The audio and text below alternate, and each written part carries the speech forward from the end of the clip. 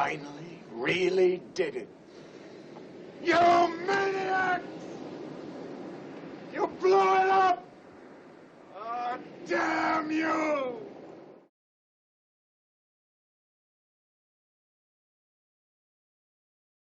I'm just kidding here, it's not that dramatic, and it's been overdue. There have been rumors of the demise of the Milgauss for years, but now this brings an end to a 16-year run of the modern Milgauss. I was expecting maybe a minor update this year, like they did with the Air King last year, putting it in a flat-sided, thinner case and adding crown guards, but maybe discontinuation is for the best. This design is a little too outdated to be kept in the current catalog. It's something out of the mid-2000s. Rolex designs need to keep going forward with the times, with small gradual changes, or risk getting eliminated. So Rolex decided not to make those minor changes and remove it from the lineup. The caliber 3131 movement is resistant to magnetic fields, and I believe far more than the 1000 Gauss in the original 1956 Milgauss when it was tested in partnership with CERN. Milgauss is just its name, one that was inherited like a heritage brand. This modern Milgauss design was released in 2007 with updated standards, so I wouldn't be surprised if it was resistant to several thousand Gauss. But magnetic resistance is just not that special anymore. Most Rolex sports watches are already highly magnetic resistant, with the blue parachrome hairspring included in many models.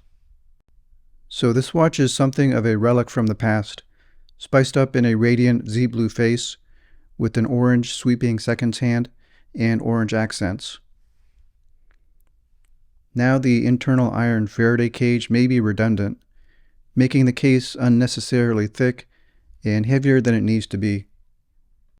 Even so, I think the zirconium blue sunray dial is still amazing, and combined with the green tinted sapphire crystal is something unique in Rolex history, and it was one of the very few Rolex that had an inscription on the back case. It's still a quirky looking watch and fun to wear. With some minor updates to the case and movement, and with the same color scheme, I think this watch could have still been very modern, but that's not what happened. I'll be back after the short film.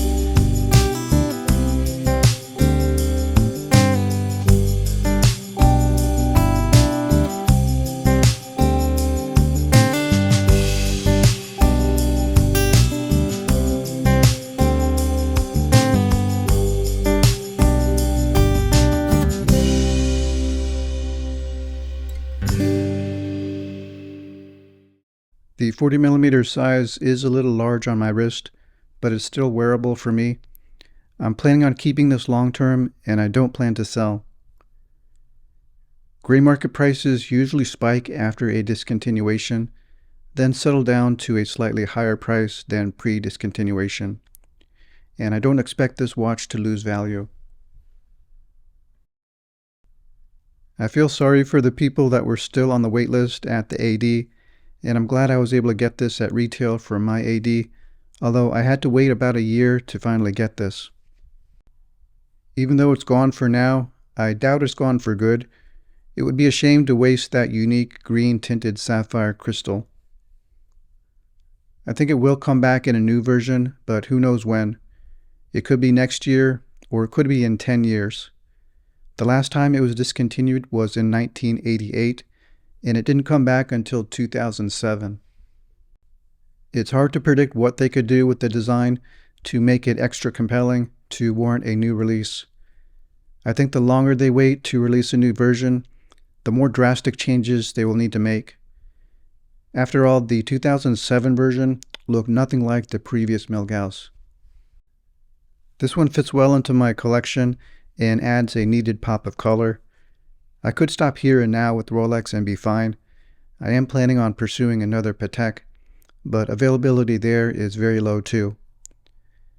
Out of the new 2023 releases, the ones I liked the most were the stone dials on the Day-Date 36. And if the titanium Yachtmaster had come in 40mm, I would have gone for that. But I've decided to ask my AD for the green and black bezel GMT Master 2 and a new stone dial Day-Date. And I'm perpetually on the list for the black steel Daytona, which is very doubtful.